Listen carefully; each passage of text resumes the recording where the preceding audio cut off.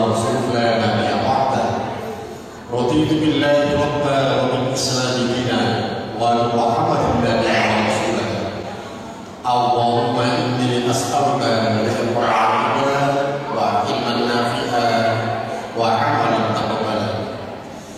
Bapak Ibu para jamaah pengajian Ahad tadi yang dirahmati Allah, mari kita bersama-sama tidak berhentinya untuk serta ucap-ucap syukur kehadirat Allah Subhanahu wa taala. Dan sampai dengan pagi hari ini kita masih diberi kesempatan Allah untuk bertemu muka, berwajah di masjid yang insya Allah penuh dengan keberkahan Allah Subhanahu wa taala. Mudah-mudahan pertemuan kita pada pagi hari ini mendatangkan keberkahan untuk kita semua. Mudah-mudahan apa kita kaji pada pagi hari ini mendatangkan hidayah untuk kita semua. Shalawat dan salam mudah-mudahan kita terima pada junjungan Nabi Muhammad SAW yang telah membimbing umat manusia dari zaman dalam zaman yang terakhir, dari zaman biadab menuju zaman yang beradab. Dan mudah-mudahan kita yang hadir di tempat ini dan berada di rumah termasuk hamba-hamba yang sama-sama mendapat hidayah dari Allah Subhanahu wa taala agar kehidupan kita selamat dan bahagia dunia, selamat dan bahagia pula kita di akhirat. Amin ya rabbal alamin. Bapak sekalian, kalau kita membicarakan tentang bencana, ada hal yang perlu kita ketahui bersama, bahwa di dalam Al-Quran dan Sunnah Rasulullah Muhammad SAW, bencana itu mempunyai beberapa kata yang sepadan dengan kalimat musibah. Jadi kita perlu mendefinisikan dulu apa bencana itu. Tapi sekalian, kalau kita membuka kamus besar bahasa Indonesia, maka yang dimaksud bencana itu ada sesuatu yang menimbulkan kesusahan. Jadi sesuatu yang menimbulkan susahnya nanti itu dapat diartikan sebagai bencana. Sesuatu yang bisa mendatangkan kerugian, maka itu bencana. Seorang petani yang tanamannya gagal panen itu bencana bagi seorang petani. Seorang pedagang yang kemudian sesuatu yang mendatangkan kerugian, bangkrut dagangannya, itu merupakan bencana bagi seorang pedagang atau pengusaha. Sesuatu yang bisa mendatangkan penderitaan, maka itu disebut dengan bencana. Ada orang tua yang kemudian anaknya begitu nakal sekali, susah untuk diatur, sehingga seorang ayah dan ibu dihantui oleh perasaan-perasaan takut. Bahkan banyak orang tua yang kemudian terkena serangan stroke, jantung karena mikir anaknya. Ini penderitaan. Maka itu juga merupakan bencana. Maka nanti ada dalam Al-Quran disebutkan bahwa istri dan anak itu, harta dan anak itu bisa menjadi fitnah. Bencana itu dapat diartikan pula sebagai malapetaka, kecelakaan. Ini menurut kamus besar bahasa Indonesia. Dari sini tentunya kita akan melihat bagaimana kata bencana dalam Al-Quran dan bagaimana pula dalam informasi-informasi hadis. Nah, sekarang masalah definisi tentang bencana menurut istilah. Ini perlu kita ketahui dulu supaya nanti kita bisa memilah-milah kira-kira mana bencana yang murni bencana dan mana yang dikatakan bencana memang itu disetting untuk menjadi bencana. Bencana adalah gangguan yang sangat serius yang disebabkan oleh dua faktor. Bisa faktor alam, dalam hal ini tsunami yang berlaku, Tapi juga ada bencana dan faktor manusia itu sendiri. Dan ternyata bencana yang kita alami, yang kita lihat sekarang ini banyak disebabkan oleh faktor manusia. Oleh karena itu, begitu nanti kita membicarakan tentang bencana alam atau musibah yang kita hadapi, maka seyogyanya kita harus bisa mengkaca diri. Apakah ini merupakan akibat dari ulah kita atau murni ujian dari Allah Subhanahu wa Ta'ala? Jadi yang namanya bencana itu gangguan yang serius dari dua faktor. Tapi sekalian, sekarang mari kita lihat kata-kata bencana yang ada dalam Al-Quran dan Sunnah Rasulullah Muhammad SAW. Di dalam Al-Quran nanti ada istilah musibah, ya, musibah. Ada bala. Bala itu bahasa Arab, cuma sudah menjadi bahasa Indonesia. Ada fitnah. Ya, jadi fitnah itu merupakan suatu ujian pula, suatu bencana bagi kita. Ada fasad. Jadi ini istilah-istilah yang ada dalam Al-Quran dan Sunnah. Dan ada yang sangat membahayakan, namanya azab. Jika azab itu sudah turun, tidak seorang pun bisa menolong. Dan azab ini sangat membahayakan. Oleh karena itu, kalau fitnah pasti kita bisa hindari dan memungkinkan untuk pulih. Tetapi kalau azab beda lagi. Oleh karena itu nanti dengan mesti memahami hal-hal yang kita ucapkan pada saat kita melaksanakan ritual sholat pada saat tahiyat akhir. Nanti ada fil alamina innaha hamidun majid. Rasul mengajarkan doa dari 4 musibah, 2 dari azab dan 2 yang terakhir fitnah. Itu bencana. Jadi Rasulullah sampai mengajarkan doa yang sangat penting itu. Doa itu diucapkan pada saat ritual sholat 4 bencana.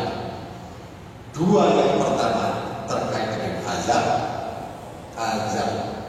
dari kubur dan azab dari siksa neraka jahanam. Kemudian yang kedua fitnah masih Dajjal dan fitnah hidup dan kita setelah kita mati. Kedua-duanya ini ujian.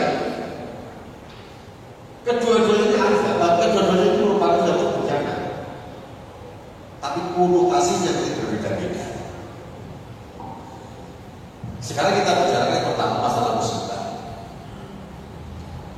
Tapi sekalian, di dalam Al-Quran Allah Subhanahu wa Ta'ala menyebutkan ma asaba min musibah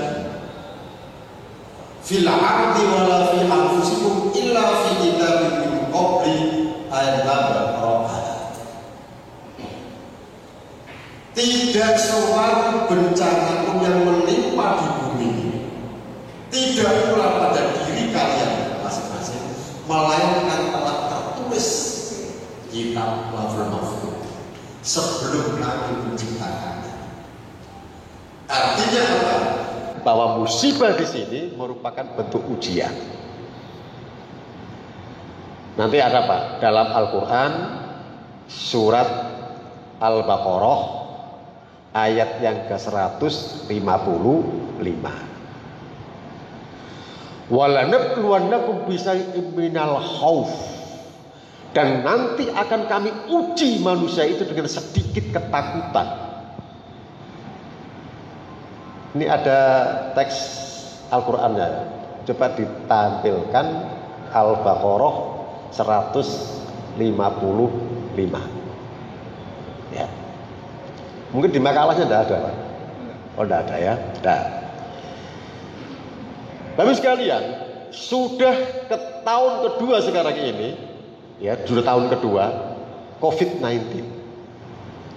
Di situ kita diuji oleh Allah. Minal khauf, dengan sedikit ketakutan. Subhanallah, gonjang ganjing manusia seluruh dunia, tidak hanya di Indonesia, seluruh dunia takut dengan adanya COVID-19. Ini luar biasa, Pak.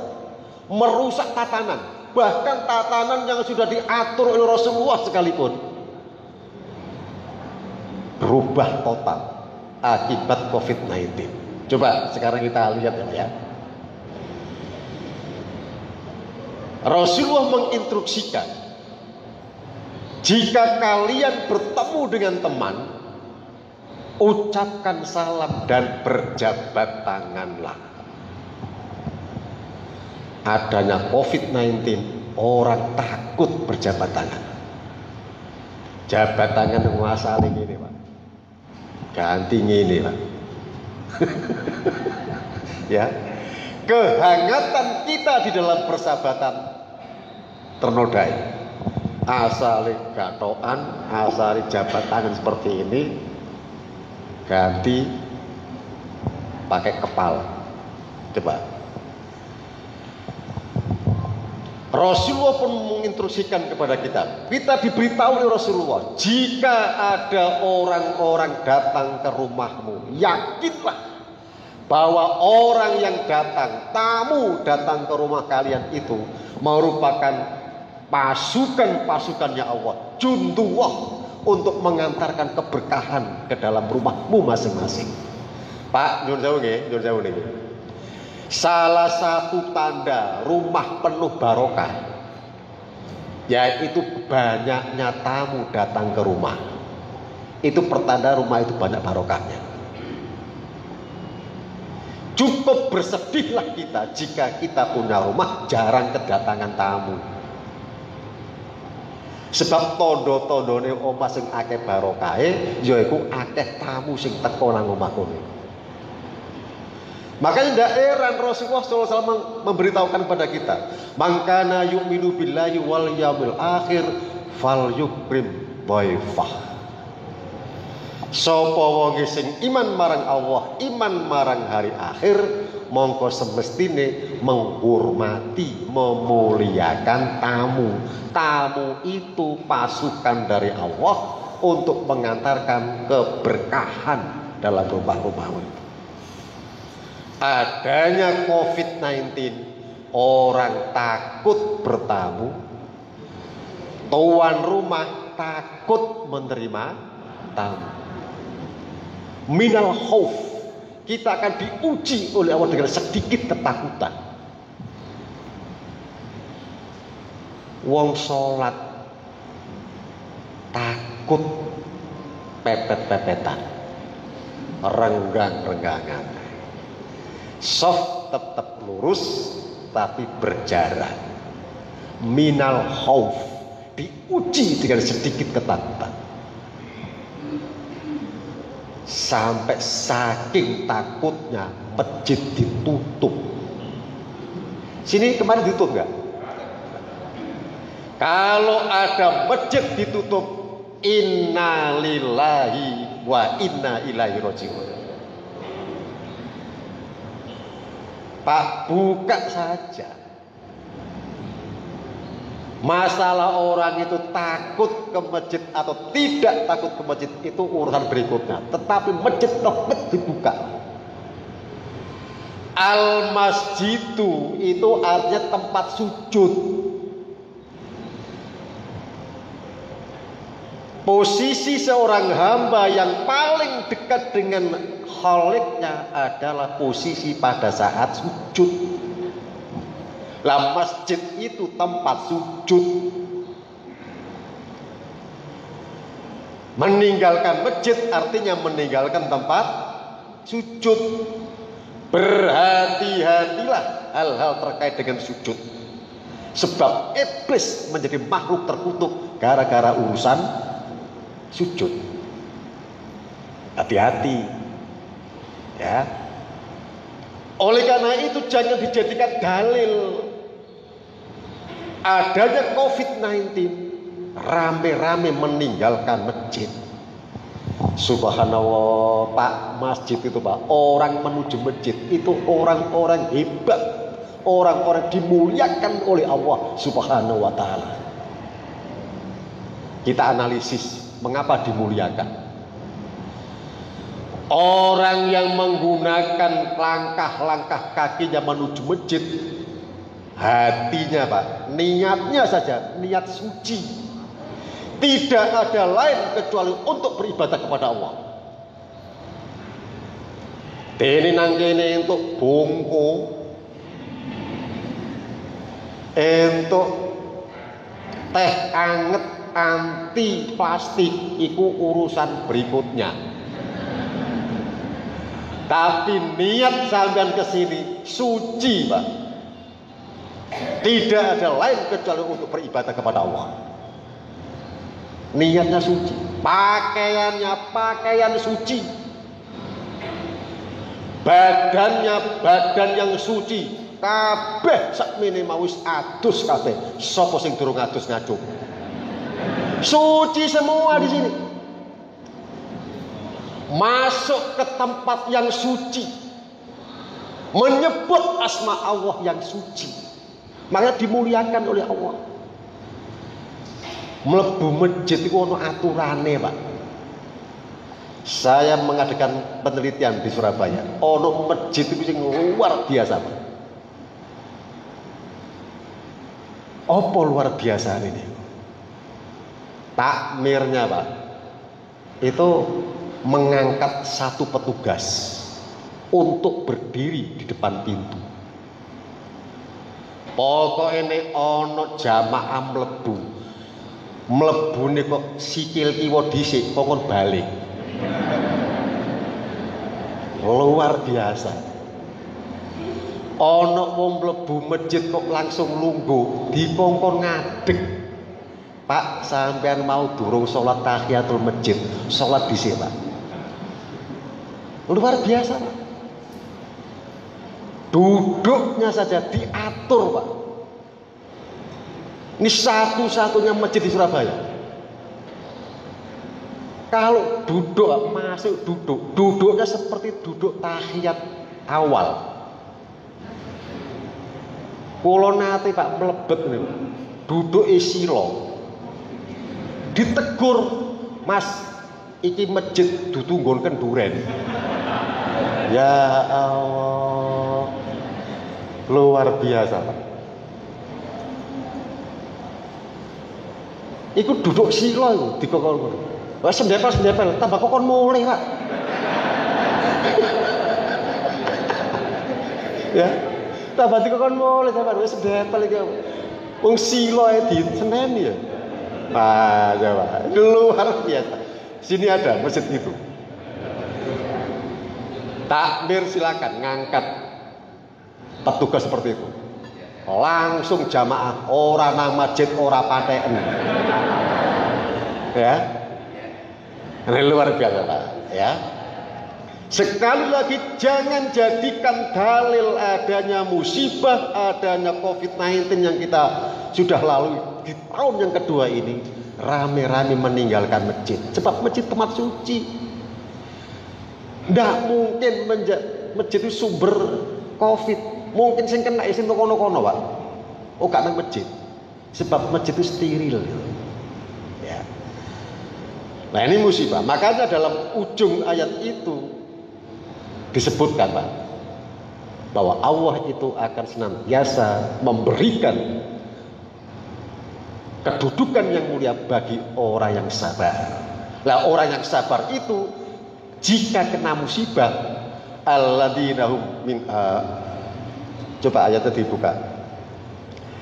Jadi jika orang itu kena musibah, maka orang itu mengatakan inna lillahi wa inna ilaihi raji'un. Jadi sebentar, ini karena antara yang di situ dengan yang di sini beda. Ya. Jadi di situ musibah, dan musibah ini nantinya akan memberikan suatu apa? Pelajaran bagi kita. Bahkan kita ini perlu untuk introspeksi. Bisa jadi musibah itu disebabkan ulah tingkah manusia itu sendiri. Coba ya, jadi nantinya kita senantiasa menggunakan akal kita dalam menghadapi musibah. Alladzina idza asabathum musibah qalu inna lillahi wa inna ilaihi rajiun. Al-Baqarah 156. Kalau yang 155, Allah menguji manusia dengan sedikit ketakutan, dengan sedikit kelaparan, dengan sedikit kematian, diuji oleh Allah seperti itu. Nah, kemudian dalam ayat berikutnya dikatakan alladzina idza asabat musibah, alladzina idza asabathum musibah qalu inna lillahi wa inna ilaihi rajiun. Ini musibah. Berikutnya fitnah. Fitnah ini juga bencana, Pak. Di dalam Al-Quran surat Az-Zumar, ya, coba kita di situ ada nggak Az-Zumar? Ayatnya ayat yang ke-49. Di sini Allah Subhanahu wa taala menyebutkan begini. Fa idza massal insana dzurrun da'ana. Tsumma idza khawalna nimatan minna qala innama utitu 'alal fitnah. Al ilmin bal hiya fitnah. Saya ulangi lagi. Di dalam ayat ini Allah Subhanahu wa taala menyebutkan, dan apabila manusia itu ditimpa bahaya, dzurrun da'ana, mereka berbondong-bondong untuk menyeru kepada kami. Maksudnya berdoa. Jadi kalau kena bahaya, ada bahaya, semuanya ingat kepada Allah. Summa idza khawalnahu nikmatan minna, tetapi kemudian apabila kami berikan nikmat, qala, maka manusia itu akan mengatakan innama utituhu ala ilmi. Kami diberi kenikmatan ini, badanku sehat, rezekiku lancar, usahaku sukses, karena kami punya ilmunya. Allah menegaskan, bal hiya fitnah. Ketahuilah kedua-duanya itu merupakan ujian. Jadi fitnah itu ujian. Tapi sekalian, dari sini kita ambil kesimpulan dasar. Ujian dari Allah itu ada dua kutub.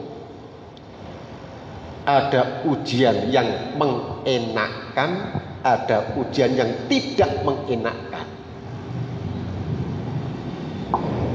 Sementara kita ini selama ini kalau dikatakan badannya sehat, rezeki lancar, keluarganya semuanya taat-taat pada orang tuanya, tidak merasa diuji. Tapi begitu dia mendapatkan sedikit hal yang tidak mengenakkan, badan sakit-sakitan, rezekinya seret, usahanya gagal, dia mengatakan aku diuji oleh Allah. Pak, bal hiya fitnah. Ketahuilah bahwa keduanya itu adalah fitnah, ujian. Orang sehat akan diuji oleh Allah dengan kesehatannya. Fir'aun itu, Pak, diuji oleh Allah dengan kejayaan, dengan kekuatan, dengan kekuasaannya, ya, diuji dengan keenaan. Tetapi juga ada seorang nabi yang kemudian diuji dengan ketidakenaan. Jadi pada saat diuji dengan enak, apakah syukurnya muncul atau kufurnya yang muncul? Diuji dengan ketidakenaan, putus asanya yang muncul atau kesabarannya yang muncul? Kedua-duanya ujian. Ini fitnah. Ya. Dan nanti mari kita bersama-sama menggunakan dua sisi ini untuk menjadikan hal yang senantiasa baik. Maka Rasulullah SAW menyebutkan, umatku itu dalam keadaan senantiasa baik. Dia diberi musibah, diuji dengan ketidakenaan, dia tetap sabar. Tetapi jika dia diberikan kenikmatan, dia akan bersyukur kepada Allah Subhanahu wa Ta'ala. Saya ingatkan, Pak, Bu,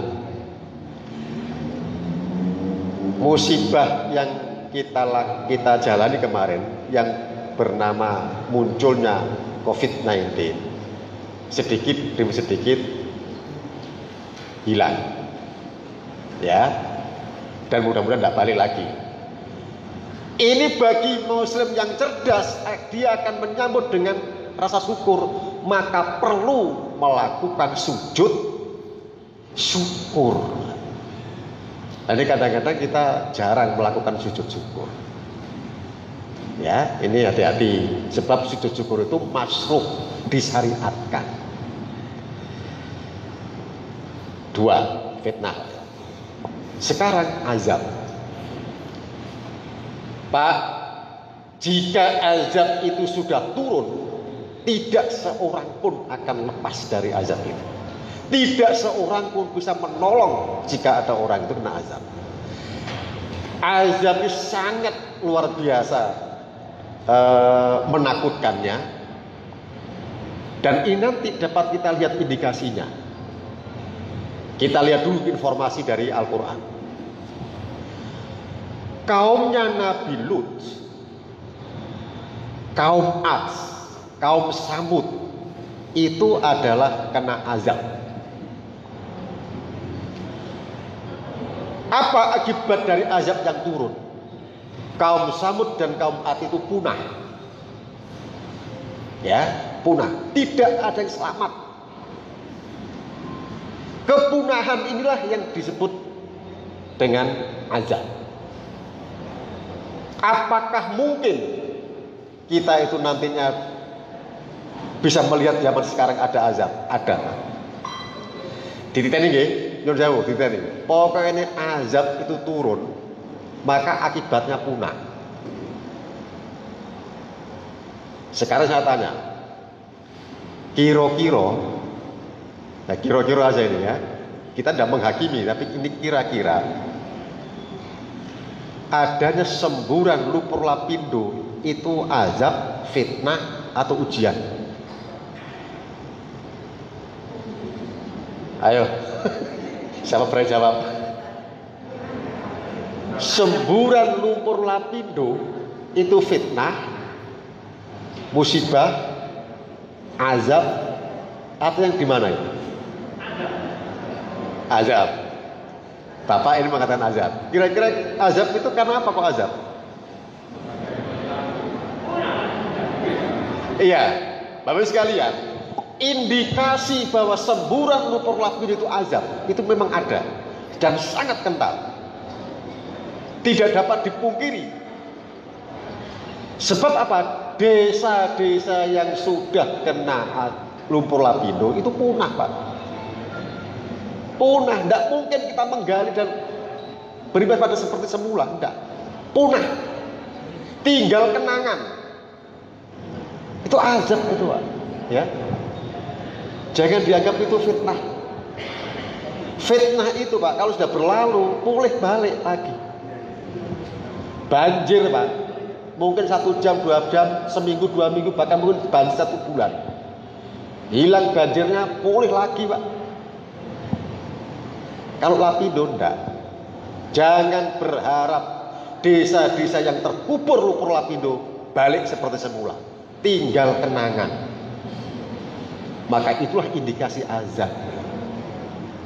Kita lihat lagi, kita lagi ke belakang. Ada apa dengan lapindo itu? Masyarakat sebelum kena musibah itu belum ada azab itu. Marsinah itu di situ dulu, Pak. Ya. Jadi Marsinah yang dulu menggoncangkan dunia, ingat Pak ya, Marsinah itu kasusnya sampai di PBB Pak. Itu peristiwa internasional, disorot oleh dunia internasional.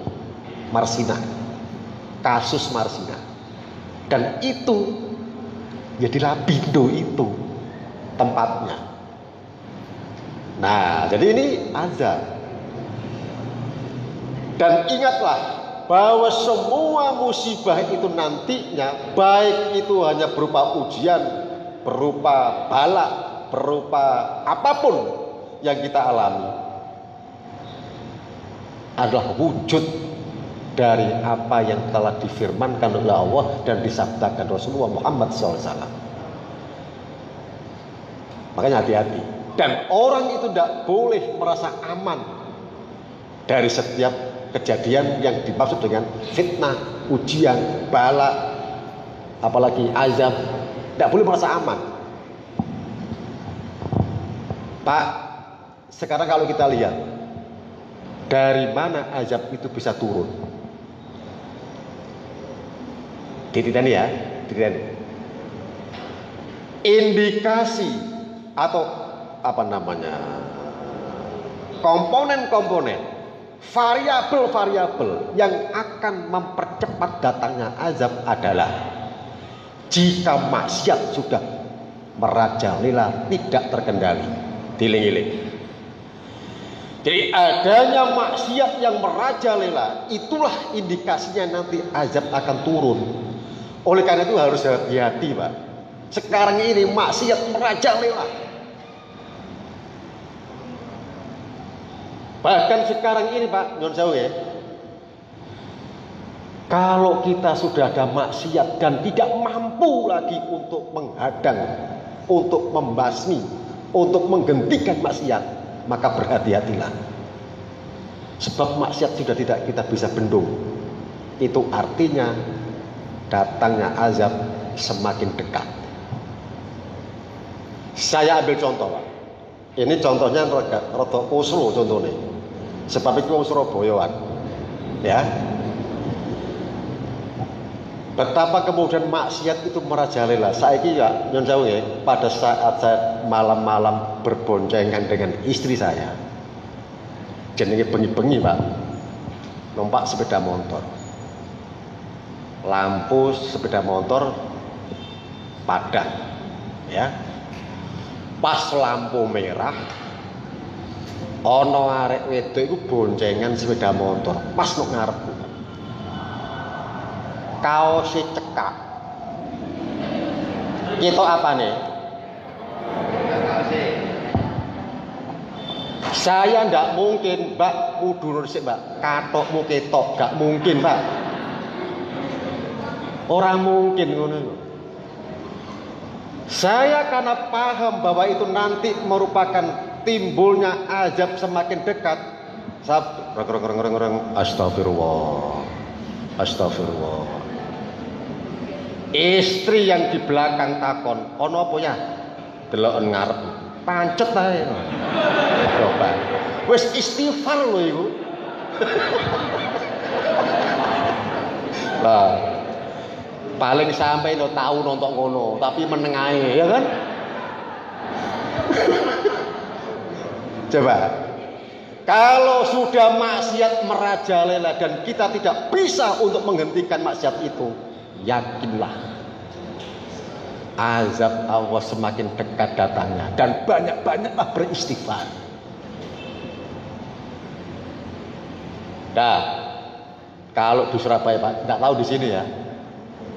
Nek sore, waktu ndak hujan, wah ngetren doro yo rame Pak. Ya, ngetren doro, adu pitik rame. Itu Pak, ndak bisa. Kita kemudian bubar, ndak bisa. Malah dikeroyok kita ini.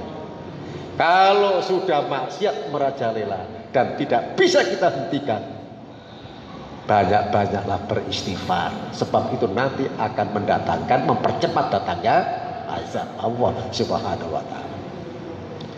Nah, sekarang berikutnya Pak. Sekarang cara mensikapi bencana. Coba lihat ya, cara mensikapi bencana. Bapak sekalian, Rasulullah Muhammad SAW juga pernah diuji dengan ketidakenaan, juga pernah diuji dengan hidup yang enak. Ketidakenaan mulai awal, lahir sudah yatim, umur 6 tahun ibunya meninggal, jadi yatim piatu, lengkap sudah. Ini Nabi Muhammad. Kita bisa bayangkan Pak, umur 6 tahun terus ganti bapak, ganti ibu, diramut karo bae. Umur 8 tahun mbahnya meninggal, ambil alih oleh pamannya. Dari kecil sudah dalam tanda petik terlunta-lunta, melok kono melok kene, ndak punya ayah, ndak punya ibu. Tapi ini sangat realita, sangat bisa diikuti sejarah. Saya membaca buku yang cukup tebal berbahasa Inggris. Buku ini berjudul The Road to Understanding Islam. Berbahagialah umat Islam yang menulis ini adalah orang orientalis lah, orang orientalis. Dia menggunakan metode komparatif, menggunakan metode perbandingan. Jesus Christus life and death can pass every time, but Muhammad's career can be followed point by point, day by day, the full life of his story. Ini membanggakan kita sebagai umat Islam. Walaupun orang orientalis itu menulis seperti itu, dia menggunakan nalar yang sehat. Pak, bulan ini bulan Desember, ya, sudah selayaknya kita membaca tentang riwayat Nabi Muhammad, riwayat bulan Nabi Isa alaihissalam. Nabi Isa itu Pak tidak bisa diikuti dengan metode ilmiah, karena fakta-faktanya nyaris tidak ada di muka bumi ini. Contoh, nek Nabi Isa itu ono, bukti makame nang ndi? Ra ono Pak makame. Nek Nabi Isa iku tahu dilahirno sapa bapake, ilmiah ndak bisa menerima. Walaupun kalau orang Islam pendekatannya pendekatan iman, tapi metode ilmiah ndak bisa menulis. Makame ora karuan, bapake ora karuan, tidak bisa. Itu metode ilmiah lah. But Muhammad's career can be followed point by point, day by day, full life of his story. Tetapi beda dengan Nabi Muhammad. Nabi Muhammad itu lahirnya kapan diketahui, bapak sapa, ibu sapa diketahui, makamnya di mana diketahui, istrinya itu siapa saja diketahui, berapa kali perang yang ia ikuti, dan berapa pula perang yang beliau tidak ikuti, tertulis dalam sejarah yang lengkap. Selama hidup berapa kali sakit, tertulis dalam sejarah. Metode ilmiah bisa membuktikannya. Tapi kalau kita lihat sejarah Rasulullah, banyak ujian yang tidak mengenakan. Oleh karena itu Rasulullah berdoa kepada Allah, walaupun tidak enak dalam kategori hidup yang terlunta-lunta seperti itu, bahkan Rasulullah itu sudah biasa makan sehari, lapar sehari itu biasa. Satu hari makan roti, seminggu tidak makan itu biasa. Walaupun dia itu seorang presiden kalau sekarang. Kasurnya Pak dari pelepah-pelepah kurma, bantalnya juga begitu, sama. Ya, tidak pernah tidur di spring bed. Bedo kali jenengan. Ya, turu spring bed akhirnya tahajudnya keri. Ya, nah walaupun begitu Rasul mengatakan baiti jannati, rumahku surgaku. Luar biasa. Dan doa yang paling terkenal, pujian Rasulullah yang terkenal pada Allah Subhanahu wa taala walaupun dalam keadaan yang tidak enak adalah alhamdulillah ala kulli hal. Segala puji bagi Allah dalam segala keadaan. Oleh karena itu pada saat kita kena musibah sekalipun, jangan berburuk sangka kepada Allah Subhanahu wa taala. Dieling-eling nih, ini penting. Jangan berburuk sangka kepada Allah. Sebab di balik musibah itu dapat pelajaran yang cukup berharga. Lulus ujian, maka derajat kemuliaan oleh Allah akan dinaikkan untuk kita. Oleh karena itu Rasulullah menyebutkan alhamdulillah ala kulli hal. Segala puji bagi Allah dalam segala keadaan. Tapi sekalian, jadi cara mensikapi datangnya musibah adalah bahwa kita yakin dalam musibah itu nanti ada pelajaran yang dapat kita ambil. Kalau sekarang kita itu miskin, ambil hikmahnya. Bisa jadi kalau kita sekarang kaya, justru sombonglah yang muncul. Daripada sombong tidak akan masuk surga. Tidak ada Pak ceritanya orang sombong masuk surga ora ono. Takabur itu pakaiannya Allah. Ya, kesombongan itu pakaiannya Allah yang tidak layak untuk kita gunakan. Daripada sombong yang muncul, Allah memberikan rezeki kita pas-pasan. Begitu mentalnya sudah kuat, bisa jadi nanti Allah Subhanahu wa taala membalik dari yang tidak enak menjadi enak. Diberi kekayaan, diberi rezeki yang lebih dari cukup. Tapi sangat disayangkan, ya, bahwa kebanyakan manusia itu hidupnya bermental seperti semut. Saya cerita dulu Pak ya, ini masalah Al-Quran. Nanti jenengan bisa membandingkan dengan tafsir-tafsir yang lain. Di dalam Al-Quran itu ada surat yang agung, surat yang mulia, tapi Allah Subhanahu wa taala memberikan nama surat itu dengan nama binatang kecil. Setidaknya ada 3. Ono an-naml, artinya semut. Ono al-ankabut, laba-laba.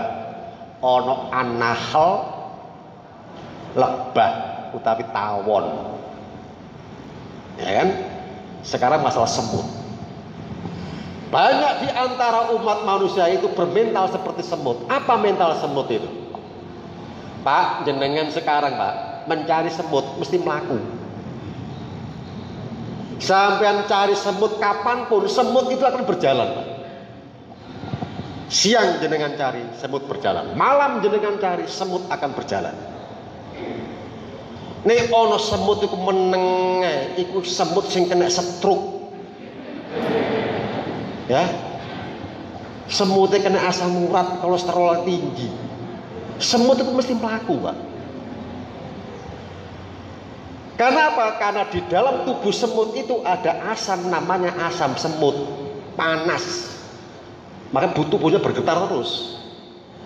Jenengan digigit keranggang gitu ya. Digigit semut, bintul. Mengapa bintul? Sebab pada saat menggigit itu asam semutnya dimasukkan ke dalam tubuh kita. Tubuh kita bereaksi, bintul jadinya. Semut itu Pak, subhanallah, mampu untuk mengumpulkan bahan-bahan makanan untuk dia hingga 3 bulan lamanya. Walaupun semut itu umur paling tua 3 minggu. Dadi nek ana umur semut kok wis 2 minggu setengah iku umur sing wis tuwa iku. Tapi nanti akan mati umur 3 minggu. Tapi kemampuan semut itu mampu untuk mengumpulkan bahan makanan hingga 3 bulan untuk dimakan. Semut itu Pak biasa mengangkut barang-barang yang lebih besar daripada tubuhnya sendiri. Sangat disayangkan, semut itu kalau sudah menemukan minuman manis, Mereka banyak-banyak rame-rame masuk ke dalam minuman manis itu, yang berakibat fatal, mati di dalam dalam minuman manis itu. Artinya apa? Banyak semut yang mati di dalam kenikmatan. Manusia pun diuji oleh Allah dengan kenikmatan. Dalam Al-Quran surat semut ini Allah menceritakan Fir'aun. Fir'aun itu manusia dan bergelimpangan dengan kenikmatan. Akhirnya hatinya mati. Wong sugih iku penyakit loro. Dititeni nggih. Tapi sing kene iki sing sugih aja tersinggung. Ya. Wong sugih iku penyakit loro. Nomor 1 sombong, nomor 2 medhit. Ya. Aja dikira wong sugih gak akeh perhitungan. Perhitungan malahan. Iki wong sugih. Sombong sebab sing disombongne kesugihane.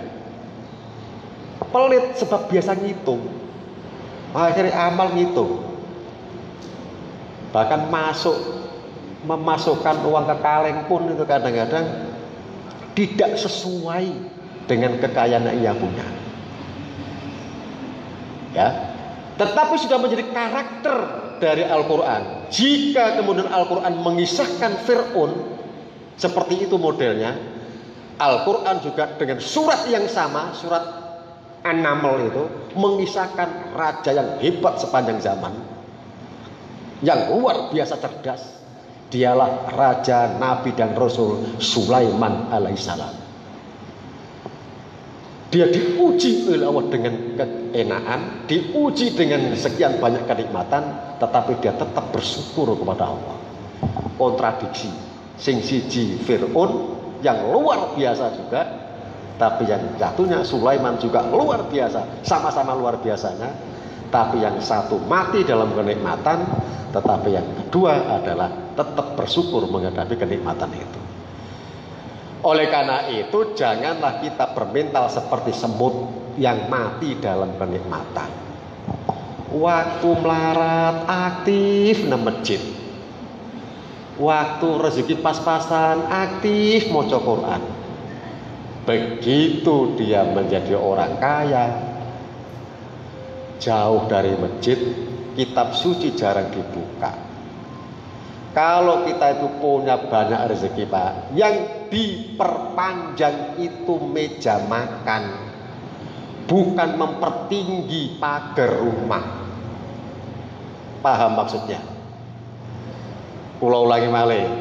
Kalau kita ini banyak rezeki, perpanjanglah meja makan. Maksudnya akeh wong sing diajak mangan. Jangan pada saat kaya kita mempertinggi pagar rumah. Kaya karo tangga ora butuh. Kowe kerja bakti gak tahu metu. Ya, ini bahaya. Jadi sekali lagi, pada saat kita itu mensikapi adanya bahaya, mensikapi adanya ujian-ujian yang tidak mengenakan, segala puji bagi Allah dalam setiap keadaan. Kita lanjutkan. Sekarang tentang klasifikasi bencana. Pak, nanti diingat-ingat Pak ya, diingat-ingat. Ini karena penting hubungannya dengan sikap kita. Yang pertama bencana alam atau faktor alam. Sekarang ini gunung Semeru lagi memuntahkan laharnya, memuntahkan lavanya, erupsi. Itu Pak, faktor alam murni. Ya, faktor alam murni. Sebab di pusat bumi itu sangat panas, ya. Kemudian sudah menjadi kebiasaan panas itu kalau sudah berkembang memuai, butuh keluar, maka keluarlah lahar dingin, lahar panas itu. Dan itu faktor bencana alam murni. Gunung meletus juga begitu, gempa bumi juga begitu, tsunami juga begitu. Walaupun tsunami itu Pak, itu efek dari gerakan dari lempengan bumi, biasanya di bawah laut. Kalau nanti di bawah laut itu bergerak lempengannya, maka air akan bereaksi, ada gelombang yang cukup besar. Itulah tsunami. Kekeringan juga begitu. Itu faktor-faktor alam. Tetapi nantinya seperti kekeringan itu juga ada faktor manusia di situ. Sekarang saya tanya dulu, kira-kira banjir itu murni faktor alam atau ulah manusia? Banjir, Pak, banjir itu faktor manusia, ya, bukan faktor alam. Coba sekarang Indonesia ini, Pak, ribuan pulau sebagian sudah dihuni oleh manusia, ribuan bagian yang lain masih kosong, belum ada penghuninya. Banjir itu hanya ada pada pulau-pulau yang dihuni manusia. Ini artinya apa? Artinya ada kesalahan pengelolaan pada pulau-pulau yang dihuni manusia. Subhanallah, bantal guling kasur iso nang kali loh, Pak. Ya. Got itu waduh penuh dengan sampah-sampah. Ini kesalahan manusia. Walaupun terus sekarang ini tinggal kesadaran, kembali lagi pada kesadaran. Semua anak-anak didik kita mulai SD sudah paham bahwa jika gunung-gunung itu sudah dibabat tanaman-tanamannya, hutan-hutan sudah dibikin gundul, begitu hujan ada banjir. Itu anak-anak SD, Pak, paham. Tapi sangat disayangkan pemahaman ini, dan semua orang sudah paham masalah ini, tetapi tetap saja yang namanya hutan tetap dibabat. Gunung-gunung sudah tidak menjadi hal yang angker lagi, sebab di kaki-kaki gunung itu banyak villa-villa di situ yang mungkin hanya 1 hari dihuni 1 bulan. Untuk 1 bulan 1 hari cukup. Villa-villa banyak yang kosong, tapi itu nanti menjadikan tanah longsor, banjir, dan macam-macam. Ini ada faktor dari manusia. Jangan salahkan yang membuat alam ini, tetapi salahkan pada diri kita masing-masing. Ini faktor bencana alam. Ya, jadi kalau kita lihat di situ ada hal-hal yang perlu dipahami. Masalah kekeringan sekarang. Bapak sekalian, beberapa waktu yang lalu Erdogan, presiden Turki, ditertawakan oleh dunia kampus Turki. Ditertawakan. Kenapa? Hampir 1 tahun lebih Turki tidak ada hujan. Danau-danau besar kering di Turki. Terus yang namanya Erdogan menginstruksikan, presidennya menginstruksikan untuk sholat istisqa. Ya, sholat untuk meminta hujan. Pak, setelah sholat 2-3 minggu tidak turun hujan. Tidak turun hujan. Padahal sholat istisqa. Subhanallah, Erdogan menjadi bahan bulian orang-orang kampus. Tidak ada hubungan antara Tuhan dengan kerusakan alam. Tuhan orang ngurusi iklim. Erdogan, Pak, tidak putus asa. Diinstruksikan seluruh rakyat Turki, imam-imam masjid disuruh untuk berdoa, doa istisqa, dan menyelenggarakan pula sholat istisqa. Ada 2, Pak, ya, ada sholat istisqa, ada doa istisqa.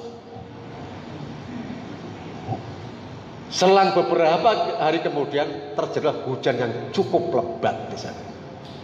Saya tidak tahu di Jombang ini pernahkah ada sholat istisqa. Ayo, ono. Terus terang saja, Pak, di Surabaya, selama saya di Surabaya belum pernah ada atau terdengar warga Surabaya sholat istisqa, belum ada. Ojo-ojo gak iso. Ya. Sebab begini, Pak, sholat sunnah yang terikat oleh sebab itu unik. Ya. Nyuwun sewu ini rokok menyimpang, tapi ada hubungannya ini ya. Sholat yang terikat oleh sebab itu unik. Contoh sholat jenazah. Ini sholat sunnah terikat oleh sebab. Jika jenengan ditanya, lapo sampean kok sholat mayit? Jawabnya gampang, sebab ono wong mati. Nek ora ono wong mati, ora ono sholat mayit. Unik, ngadeg tok ora ono rukuke, ora ono sujute. Unik. Tegese ora ono sholat ngono kecuali sholat jenazah. Supaya jamaah masjid iki terkenal viral di mana-mana, coba sholat jenazah pakai ruku, viral sampean. Sak donya ya, luar biasa. Seperti kemarin waktu ada orang yang meninggal dunia di Covid kan, dadak sing sholat jenazah pakai ruku, pakai sujud, itu viral loh Pak, di dunia maya. Indonesia itu luar biasa. Pokoknya Indonesia itu luar biasa Pak, sak donya luar biasa. Ojo sholat keliru sing koyo ngono ku. Hajar Aswad itu dicolong. Tega mulih nang Indonesia lah luar biasa. Lho sampean gak krungu? Ya Allah. Pak, nyuwun sewu nggih, ten Masjidil Haram niku menawi wonten salat fardu, bubar salat fardu itu wonten halaqah-halaqah. Kelompok-kelompok untuk ngaji. Mazhab Syafi'i di sana, kelompok sana. Mazhab Maliki di sana, gitu ya, kelompok-kelompok. Lagi ono jamaah Indonesia Pak. 3 tahun nang kono iku. Melu ngaji, nonton Setiap ada orang tawaf itu berebutan untuk mencium Hajar Aswad. Nek ora iso mencium isyarat Bismillah Allahu Akbar. Berarti nih Pak, wah ini Hajar Aswad ini lebih ampuh daripada batunya Ponari. Wah. Dini hari orang ini masuk Masjidil Haram. Arepe dijupuk Hajar Aswad. Digomoli nang Indonesia. Luar biasa. Langsung ketemu Pak dideportasi, Pak. Sapa jenenge? Jenenge Abdul Ghaffar Al-Minangkabawi, orang Sumatera Barat. Wis suwe nang kono akhire Al-Minangkabawi. Wong Minangkabau, Sumatera Barat. Pokoknya Indonesia itu luar biasa, unik. Wong cilik-cilik, bedik-bedik. Gak coba lho saiki. Jenenge Sai, mlayu-mlayu alon-alon mlayune teko Sofa ke Marwah. Pancasila. Satu, ketuhanan yang Maha Esa. Ya Allah, sampai duta besar Arab Saudi di Indonesia berkomentar itu Pak. Tidak selayaknya itu dilakukan karena diplomatis Pak. Munggo Surabaya wan goblok ngono dilakoni ngono. Ya coba itu sampai duta besar loh Pak. Ya Allah kita ini ya. Dan kita mesti tahu di Indonesia ini sesat aliran ono pengikuti ya luar biasa. Ojo sampai ono wong sing ora iso salat sing kena sebab iku mau. Sama ditakoni, opo kok salat gerhana? Ya sebab ono gerhana. Nek gak ono gerhana, ya ora salat gerhana. Karena salat ini terkait sebab, maka salat ini unik. Ya. 1 rakaat 2 kali rukuk. Sami Allahu liman hamidah, Al-Fatihah lagi. Kula nate ngimami ngoten niku. Sami Allahu liman hamidah, Al-Fatihah meneh. Nang mburi krungu aku. Subhanallah. Batinku gendeng ya. Ya. Ya. Ini akibat kita tidak pernah melakukan sholat-sholat sunnah yang terikat oleh sebab. Termasuk sholat id. Kan unik.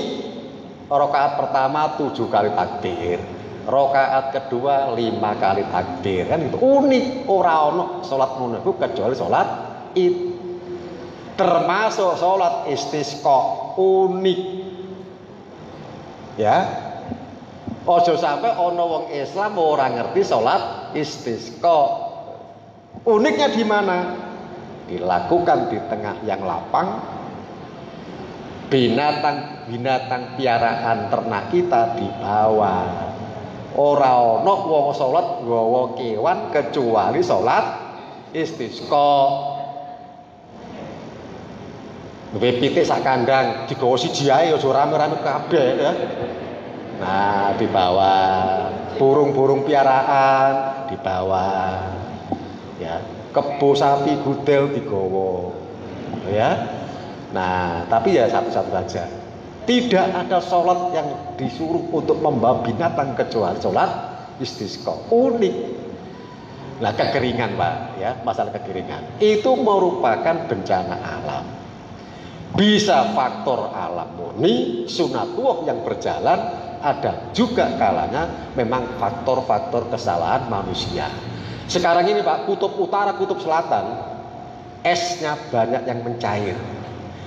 Dan jutaan kubik air laut itu naik. Karena apa? Es yang ada di kutub utara dan selatan mencair. Itu akibatnya apa nanti? Kota-kota yang ada di pesisir akan habis. Kelelep. Ya, kelelep. Kenapa? Permukaan air laut akan naik. Nah, beberapa waktu yang lalu BMKG Surabaya itu juga memperingatkan adanya banjir rob. Hati-hati ya.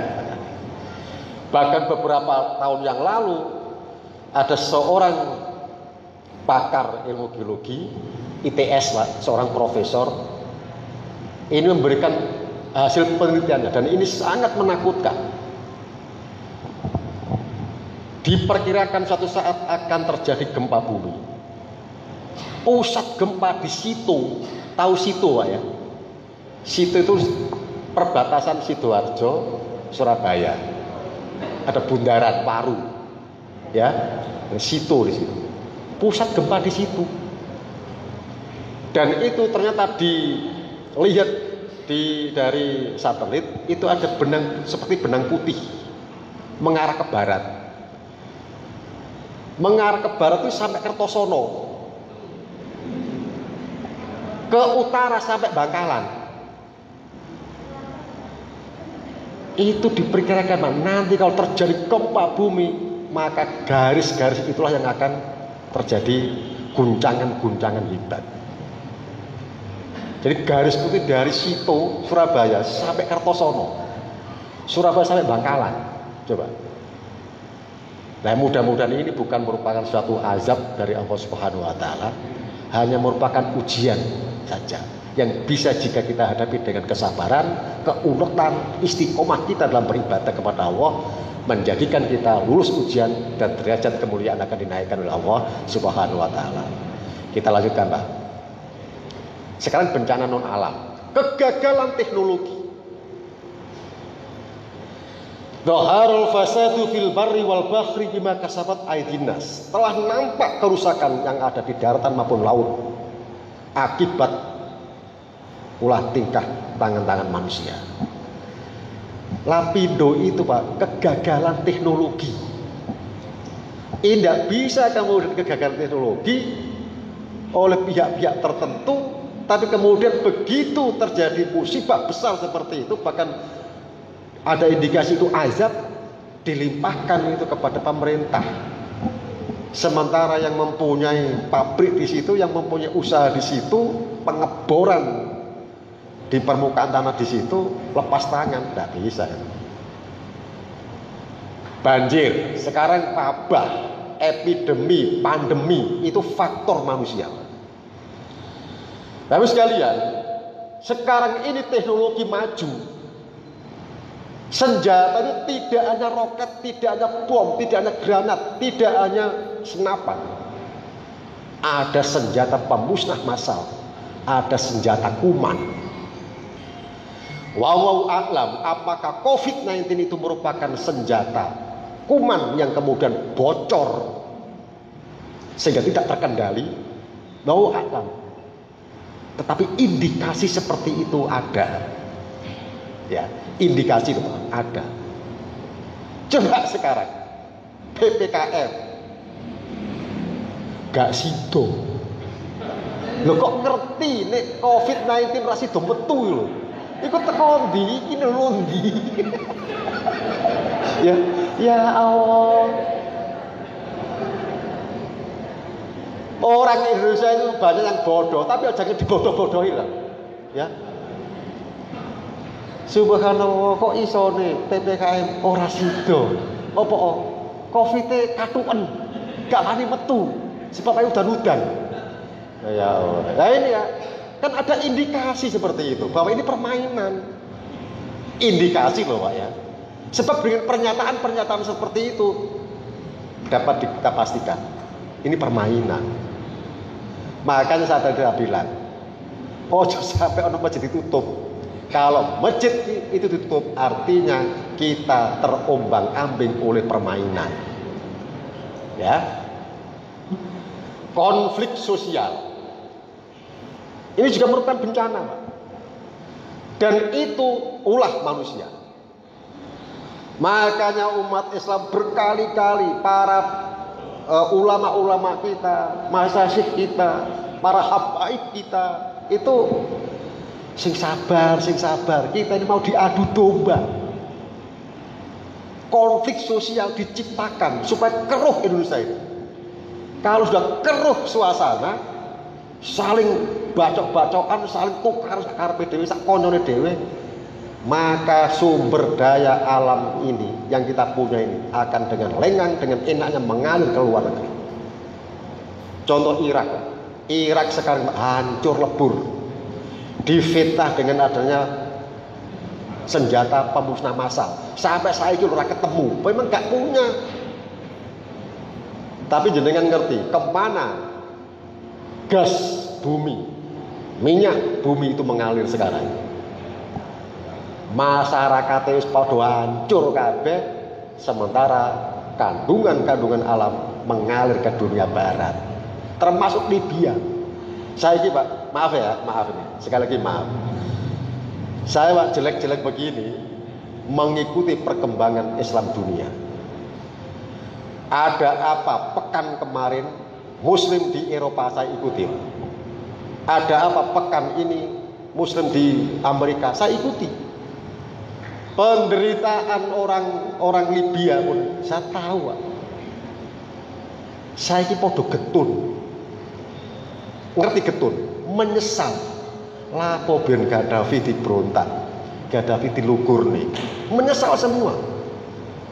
Padahal Pak zaman Gaddafi semua sekolah dibebaskan.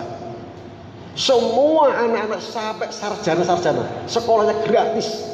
Sakit diobati gratis, semuanya serba gratis. Sebab Libya itu petrodolar. Tapi Gaddafi tetap nasibnya dari barat menuju barat. Orang di omah Pak Gaddafi itu. Istana negara dibikin tapi tidak ditempati. Sampai ayahnya Gaddafi itu bilang, anakku belum jadi presiden dan setelah jadi presiden aku tetap melarat, tetap soro uripku. Sebab apa? Itu tadi kehidupannya dari barat ke barat, nomaden, pindah-pindah. Ya istana negara sih punya, tapi tidak ditempati. Konflik sosial diciptakan supaya apa? Itu tadi keruhnya suasana, maka pihak-pihak tertentu akan mengambil keuntungan di dalamnya. Ini juga termasuk nuharul fasadu fil barri wal bahri bima kasabat aydin nas. Teror juga begitu. Nah, oleh karena itu sekarang mari kita bicarakan tentang ibadah pada saat terjadi bencana. Bapak sekalian, Kita mesti paham tujuan kita diciptakan oleh Allah itu apa.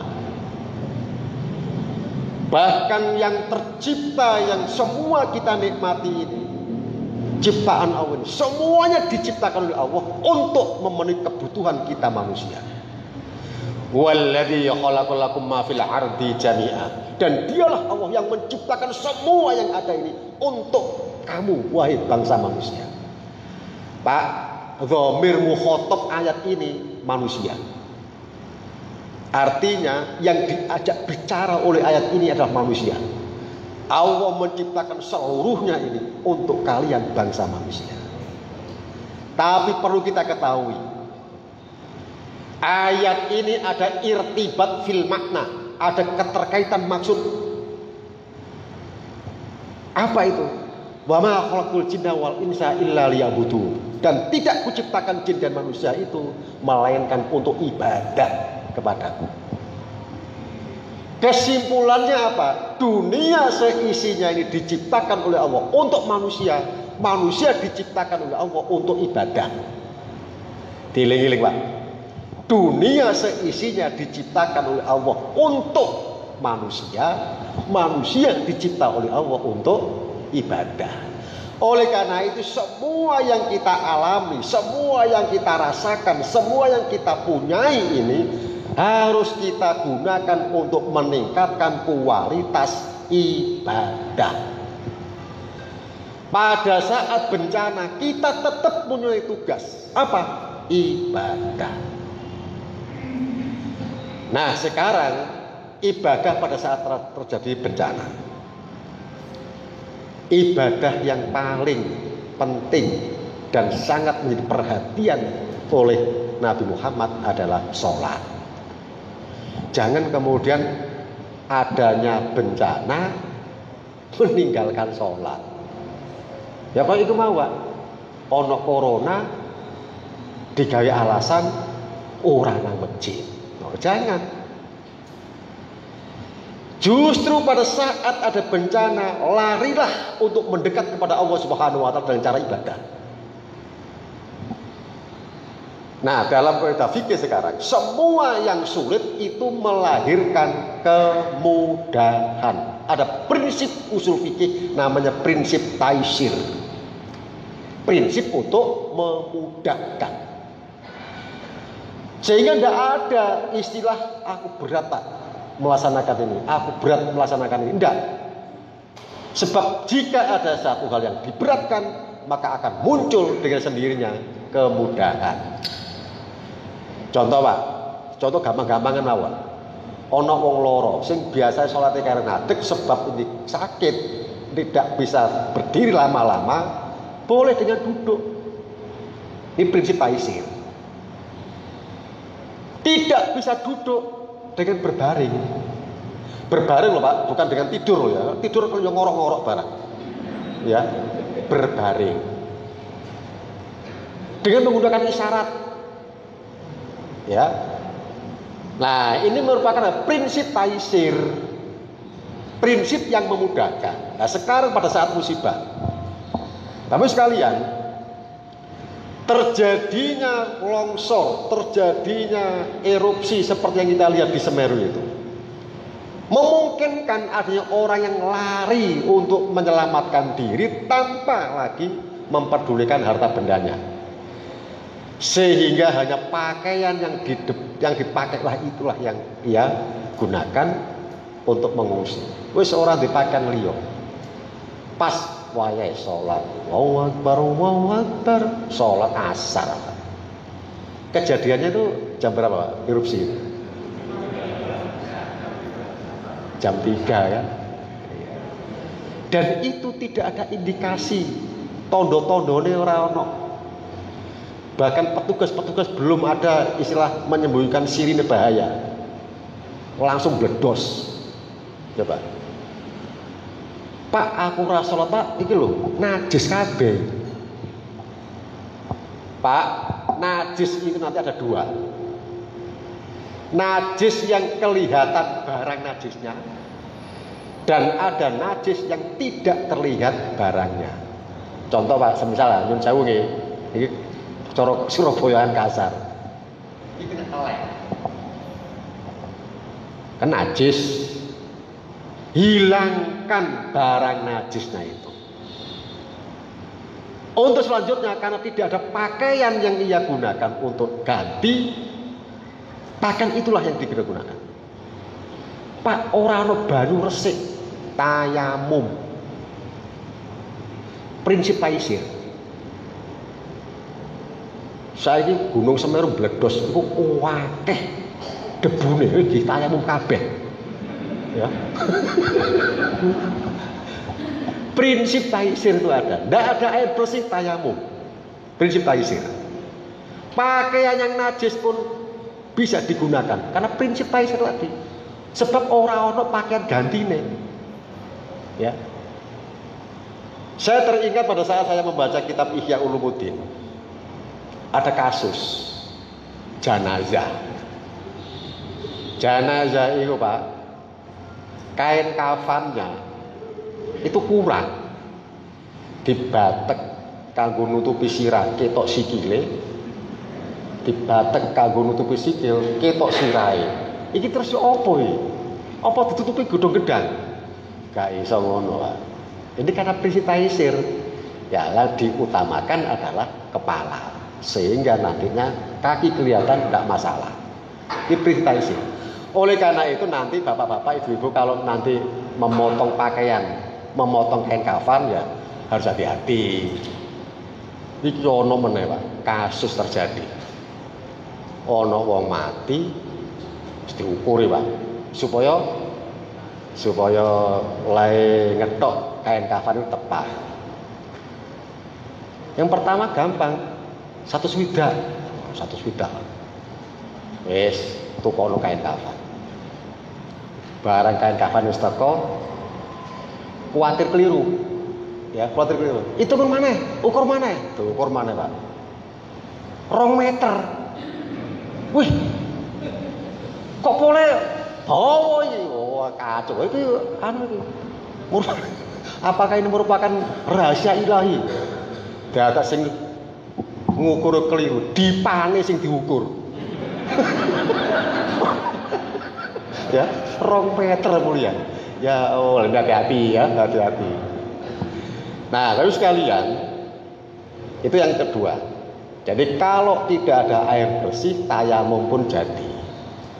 Jika tidak ada pakaian yang bersih, pakaian yang kita gunakan itulah sah pula untuk kita laksanakan. Jika ada kotoran yang melekat, hilangkan kotorannya. Sementara itu begitu sudah bersih, begitu sudah kotoran tidak ada, langsung menegakkan sholat. Kasus pernah terjadi, Pak. Saya punya jamaah, kebetulan supir taksi. Dulu Surabaya banyak taksi, sekarang tidak ada ya. Sekarang Grab. Jadi dulu bertaksi. Dia itu kena diabetes yang cukup tinggi. Kadar gulanya sangat tinggi. Terus dia tanya, Ustaz, saya ini repot kalau sholat. Repot apa? Nyun sewu. Dia bilang, saya ini punya bisul, duwe udun. Duh, apa hubungannya? Duh, udun kula niki, Ustaz. Anus. Cedheke anus. Jadi udune lho cedheke anus. Iki udun modern, sengitan nang ngono. Ya. Dia bilang, kalau saya rukuk atau duduk antara 2 sujud, itu keluar nanah. Kadang-kadang keluar darah. Terus gimana sholat saya? Pak, kalau orang kena diabetes, nyun sewu nggih, bagi yang kena diabetes, kena luka, biasanya lukanya sulit untuk sembuh. Tidak kering-kering sholat lukanya ini. Karena apa? Kadar gula tinggi. Nah, makanya hati-hati ya, hati-hati. Nah, saya bilang, tidak apa-apa, ini aja lah. Pada saat sampean mau sholat, bersihkan dulu. Ya, bersihkan dulu. Habis itu pasang pampers. Sholatlah.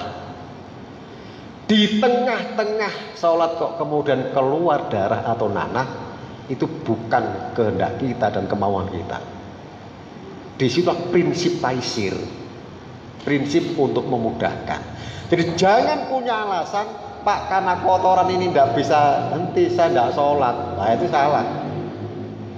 Sholat itu tetap dilaksanakan sebab itu tugas kita pada saat hidup di dunia ini. Berikutnya Pak, ya.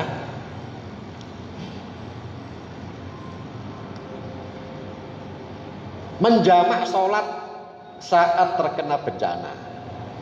Tidak apa-apa, dijamak. Jenengan tidak pergi keluar kota, di kampung jenengan ada bencana alam yang luar biasa seperti Semeru itu. Dijamak saja. Zuhur atau asar ke zuhur, isya ke maghrib, itu diutamakan daripada zuhur ke asar atau maghrib ke isya. Jamak takdim itu lebih diutamakan daripada jamak takhir. Nah jadi ini bukan berarti kamu jamak takhir itu kemudian tidak sah, enggak ya, tapi diutamakan jamak takdimnya dulu. Walaupun tidak pergi kemana-mana, berhubung ada bahaya, berhubung ada musibah seperti itu, bencana alam seperti itu, dijamak saja.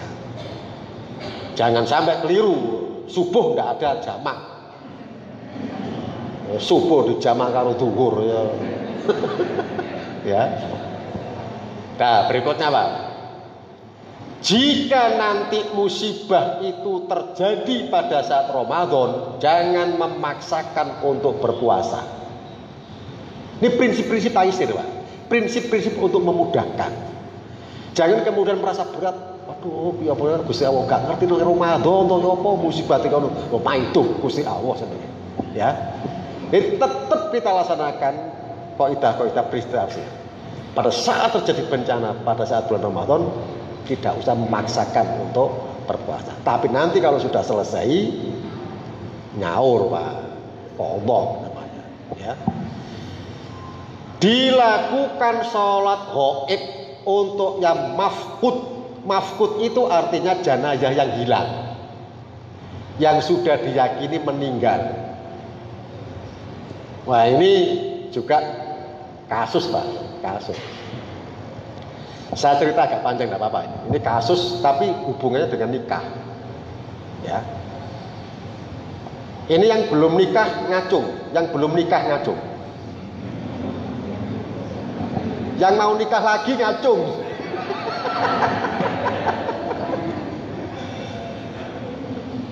Apa hubungannya begini Pak? Ya, saya cerita dulu nih ya, saya cerita dulu. Dulu oh gini saja, nanti di rumah, ini PR Pak ya, PR. Nanti di rumah jenengan buka lagi kitab atau buku nikah sampean. Buku nikah. Jangan buka ya. Nanti di belakang, halaman belakang itu ada sihot taklid talak. Sihot taklid talak. Bagi nanti bapak atau mas-mas yang belum nikah, menenek sampean dikongkon oleh petugas KUA maca sihot taklid talak. Sampean tak peseni, ojo gelem. ojo gelem. Tapi itu berat loh Pak, berat itu. Nanti lihat lagi ya di rumah, sihot taklid talak itu di belakang buku nikah itu. Isinya gini, jika saya meninggalkan istri saya selama 3 tahun, ya, dan tidak memberikan nafkah, kemudian istriku atau istri saya mengajukan gugatan ke pengadilan dan hakim mengabulkan, jatuhlah talak 1 tanpa mengucapkan kontak pegat. Jatuhlah talak itu. Ya, hati-hati. Nah, saya Pak dulu waktu di S2 dulu, tesis yang saya tulis adalah tentang hukum nikah dalam Islam. Tak persoalkan masalah itu. Sihot taklid talak itu dasar hukumnya mana? Kok 3 tahun? Kok tidak 5 tahun? Atau kok tidak 3 bulan? Mengapa kok 3 tahun? Iku ono sejarah ya Pak. Sejarahnya apa? Zaman Umar bin Khattab. Tapi sekalian, zaman Umar bin Khattab itu ada orang perempuan gendong anaknya hamil. Jadi hamil karo gendong anaknya. Sing lanang bojone ku ilang. Ndak karuan parane nandi. Terus orang perempuan yang gendong anaknya tadi sama hamil 3 bulan tadi datang ke Umar mengatakan begini, ya Amirul Mukminin, saya menuntut keadilan. Suami saya meninggalkan saya sudah sekian hari. Saya punya anak dan saya ini hamil. Saya menuntut keadilan. Umar bin Khattab sebagai seorang khalifah bijaksana, tunggu 1 minggu ya, pulang saja. Mungkin dalam 1 minggu suamimu datang. Udah Pak, pulang. Seminggu kemudian orang ini balik lagi, ya Amirul Mukminin, bojoku ora mulai-mulai, kabar ora ono, duit yo gak teko. Umar bin Khattab mengatakan, pulanglah lagi 1 minggu lagi ke sini. Berikutnya sama Pak, ndak datang-datang. Akhirnya Umar bin Khattab mengatakan ini, gini aja, ya apa nek sampean tak kawikno maneh sakwise jabang bayimu lahir. Loh, tapi aku di bojo, engko bojomu tanggung jawab. Gitu.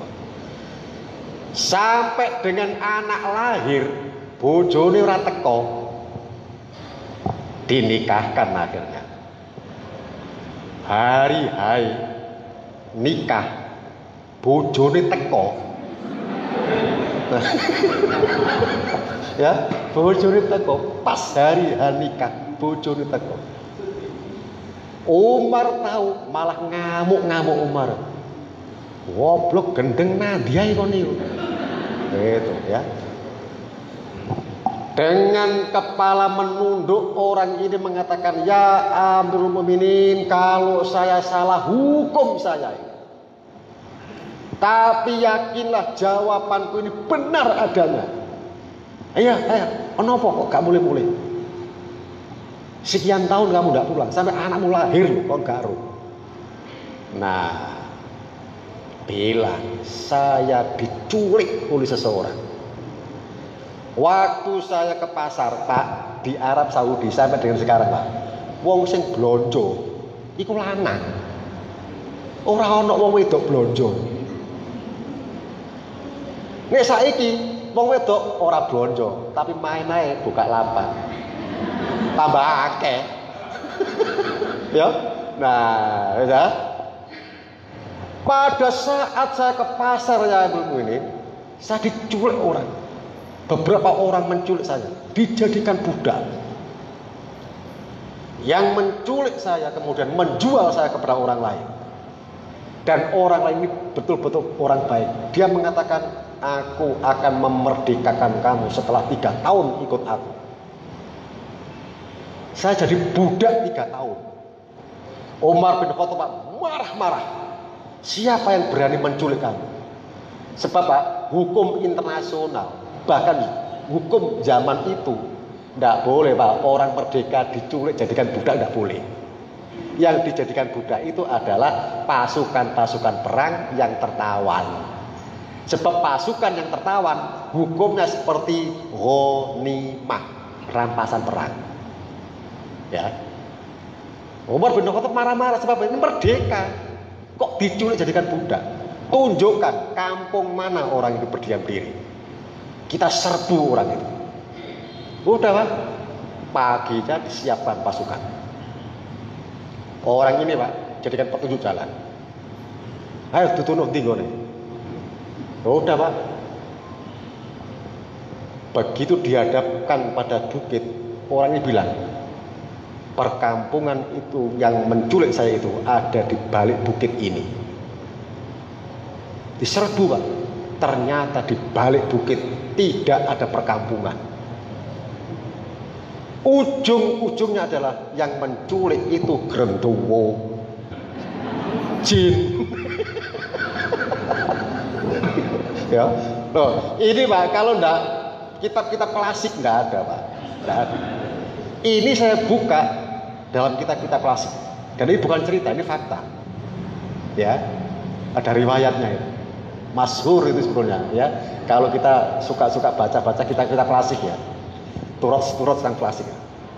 Nah, lalu sekalian, disitulah yang kemudian nantinya dijadikan pedoman oleh Departemen Agama Republik Indonesia untuk membuat sigot taklid talak. Dadi wong sing ninggalno bojone sekian tahun tadi mengadukan ke pengadilan, pengadilan menyetujui jatuh talak. Nah, sampai sing durung-durung kawin utawa sing arep kawin maneh, menene kongkon maca sigot taklid talak aja gelem. Sebab tanpa mengatakan kontak pegat jatuhlah talak itu jika tuntutan di. Nah, sekarang pada saat istrinya itu mengadukan dan tidak pulang-pulang dianggap mati, disolati sama Umar bin Khattab. Disolati. Itu namanya mafqud. Orang yang hilang dan dianggap sudah meninggal. Sebab bertahun-tahun tidak ada kabar. Padahal wong isih urip disolati ya. Makanya ini sampean sholat jenazah iku pastekno dhisik, mati to durung. Ya. Disolati Allahu Akbar. Hei lapo aku sing urip. Coba ya. Kasus-kasus seperti itu ada, Pak. Subhanallah. Di Jalan Monorejo, Surabaya. Jenengan menawi ke Surabaya. Jalan Monorejo dekat Pasar Kembang. Itu dulu ada, Pak. Orang meninggal dunia tanpa diketahui. Sebab sak durunge geger karo bojone. 3 dina gak mulih, Pak. Bojone, Pak. Masa mari tukaran ya didoleki, Pak. Lapor polisi. Ya. Jadi ana wong kehilangan bojo, lapor polisi. Polisi mencari, enggak ada kabar. Begitu di Jalan Wiyung Surabaya, itu ada gedung yang masih belum jadi. Ibu-ibu PKK kalau ahad seperti ini senam di situ. Waktu senam mencium bau ndak enak. Ternyata suami sing minggat iku mau, wong Monorejo iku mau, mati nuk sebelah gedung. Wis membusuk. Dah. Polisi dilapori, ini divisum, dibawa ke Karangmenjangan, Dr. Sutomo ya. Nah, wes barang wes proses, mayat digomole. Karena membusuk diwadahi peti. Pada saat dimasukkan peti itu, bawa pulang, disolati, kayak itu dibuka sebab busuk. Kiai-kiai termasuk Ustadz Ihya Ulumuddin yang sekarang jadi Ustadz Kiai di Pujon ya. Nyolati Pak, Allahu Akbar, sholat ya. Waktu dimakamkan itu liang lahatnya keciuten, kurang ngombo. Tapi diambakno kena kuburane wong liya. Wes mari ngono sepakat nang kuburan niku. Wis petine dibuka mari. Wis ora sepeti-petian. Barang peti dibuka, mayite ra ono. Iki mayit bedik ya ngene iki ya. Dibuka kotake kosong ora ono mayite. Padahal nang wis disolati barang. Salat ada peti-peti kosong. Nah, ruwahane Pak dikubur ora sama takbir barang. Ya. Allahu Akbar ini rahasia ilahi macam-macam ya. Wes. Usut punya usut ternyata mayit itu nek nggone lemari jenazah, Pak. Lah ya. Jenazah. Lah karena apa? Kan di kamar jenazah itu ada satpamnya khusus itu, Pak ya. Nah, satpam ini gantian kan, sip-sipan. Sip yang siang datang gantian sama sip yang malam. Iki apa iki? Jenazah wis mlebu ta? Wis padahal durung. Wes padahal durung. Akhirnya peti kosong digomboli kemau ceritane ya. Lah Mahfud sudah dianggap mati, dianggap walaupun itu keadaan kosong disolati tetap sah. Walaupun menghadap kotak kosong. Loh ya. Ya ini karena apa? Ini prinsip-prinsip yang memudahkan. Jadi jangan kemudian sholat di baleni ora ono, Pak. Sholat di baleni ora ono, ya. Nah, lalu sekalian yang terakhir, sekarang masalah zakat. Lalu sekalian, saya pesankan, saya ingatkan. Sekarang ini harus kita hidupkan untuk melaksanakan infak sedekah di pagi hari. Pak, di dalam hadis sahih Muslim. Ini sahih Muslim, Pak. Jika ada orang bangun dari tidurnya, ada malakani yanzilani. Ada dua malakani yanzilani, kedua-duanya turun. Begitu kita bangun tidur, Pak, ada dua malaikat yang turun mendampingi kita. Dua malaikat ini berdoa kepada Allah. Yang satunya berdoa, ya Allah, berilah ganti harta si dermawan ini. Sebab pada saat pagi dia langsung bersedekah. Ya, bersedekah. Kalau tidak, maka satunya mengatakan, ya Allah, musnahkanlah harta si bakhil ini. Dianggap kau medit. Jadi kita mempunyai suatu tugas, setiap hari bersedekahlah di awal hari itu. Tapi sekalian, jadi gini, kesimpulan gini, gampang-gampangan ini. Sing dadi petani sadurunge berangkat nang sawah sedekah dulu. Sing duwe toko sadurunge buka toko sedekahlah terlebih dulu. Sing dadi guru belum berangkat ke sekolahan sedekahlah dulu di pagi hari. Nanti ada doa malaikat untuk kita. Ya Allah, berilah ganti harta si dermawan ini. Bapak sekalian, walaupun Allah Subhanahu wa Ta'ala sendiri nanti dalam Al-Quran surat Saba, jenengan lihat nanti ayatnya, ayat yang ke-39.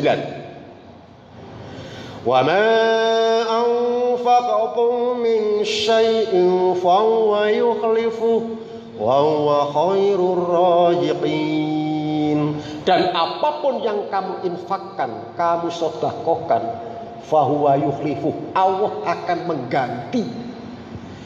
Dalam Islam tidak ada infak tanpa ganti. Semua infak, semua sedekah akan diganti oleh Allah. Nah ini harus kita pahami. Apa infak, apa sedekah, apa zakat. Hubungannya dengan nanti ini, Pak. Bapak sekalian, zakat itu wajib, sudah sama-sama tahu. Zakat itu wajib karena terikat dua hal. Dile-ile. Zakat itu wajib karena terikat oleh ukuran. Terikat oleh ukuran. Yang kedua, zakat itu wajib karena terikat oleh waktu. Jenengan zakat fitrah kok dibayar sakwise salat, iku dudu zakat sebab sudah lepas dari waktu. Jadi zakat itu wajib karena dua hal tadi, terikat ukuran dan terikat oleh waktu. Sekarang infak. Infak itu wajib. Walaupun tidak terikat ukuran, tidak terikat oleh waktu, tapi infak itu hukumnya wajib. Contohnya apa? Wong lanang ngekei blonjo wong wedok iku infak, iku wajib, dudu sunah. Ana wong lanang nganggep ngekei blonjo wong wedok iku sunah. Nek ngono gak dikei blonjo ora apa-apa wong sunah. Jajalen tak geger sampeyan. Infak itu wajib. Dadi wong lanang ngekeki blonjo nang wong wedok iku ngono, infak iku ngono wajib. Semua orang Islam paham, semua itu terikat dengan niat. Makanya Pak nanti kalau ngekei duit nang bojo niatono no ati, aku infak. Nang ati ae lho ya. Aja ngekei duit nang wong wedok, Bu, iki Bu, infakku iki. Oh, dicratu sampean. Enak infak gitu ndak. Jadi itu wajib. Makanya Pak, anak-anak kita sekolah iku ono kartu infak. Ora ono kartu sedekah, ora ono. Sebab infak iku wajib. Ya. Dari Allah menjanjikan siapa yang infak semua akan diganti infak. Maka nek ngekei blonjo wong wedok, infak nang wong wedok iku sing akeh. Seneng ya wong wedok. Dibelani ya jane. Tapi saya ingatkan Bu, jangan menjadi ibu rumah tangga seperti pedaringan bocor. Paham maksudnya? Diseni piro wae tetep asat sebab bocor. Ya. Aja dadi wong wedok sing senengane reuni ya. Ya. Aja sampai ya. Nah, sekarang masalah sodako. Sodako itu sunah. Sodako itu bisa materi, bisa non materi. Guyu karo bojo, itu sodako. Tapi ojo kemudian disodako, ya tanpa diinfaki, tidak guyon. Bojomu mati ngadeg gitu. Ya, ya itu ya. Nah sekarang masalah zakat. Zakat itu nanti Pak bisa disalurkan kepada orang-orang yang mendapatkan kesusahan seperti di Semeru itu. Lazismu, lazisnu itu bisa disalurkan ke sana. Sebab termasuk kategori orang yang dapat kesusahan. Ya, yang harus dibesarkan hatinya. Orang yang kena bencana itu merasa tidak hidup sendirian. Mereka ditolong oleh orang-orang yang seiman seagama. Jadi nanti salurkan sedikit rezeki jenengan untuk menolong saudara-saudara kita yang ada di Semeru itu. Saya kira cukup yang dapat saya sampaikan. Mudah-mudahan apa yang saya sampaikan yang benar dijadikan Allah hidayah untuk kita semua. Dan apabila ada terjadi kesalahan, mudah-mudahan kesalahan itu diampuni oleh Allah Subhanahu wa taala. Kita akhiri pertemuan kita dengan berdoa, mudah-mudahan Allah Subhanahu wa taala senantiasa mengabulkan doa-doa kita. A'udzubillahi minasyaitonirrajim. Bismillahirrahmanirrahim. Innallaha wa malaikatahu yusholluna 'alan nabi ya ayyuhalladzina amanu shallu 'alaihi wa sallimu taslima. Allahumma shalli 'ala Muhammad wa 'ala ali Muhammad walhamdulillahirabbil alamin. Allahumma ighfir lil muslimina wal muslimat wal mu'minina wal mu'minat al ahya'i wal amwat bi rahmatika ya arhamar rahimin. Rabbana taqabbal minna innaka antas samiul alim wa tub 'alaina innaka antat tawwabur rahim. Rabbana la tuzigh qulubana ba'da idh hadaitana wa hab lana min ladunka rahmah innaka antal wahhab. Allahumma arinal haqqo haqqan warzuqna ittiba'ah wa arinal batila batila warzuqna ijtinabah.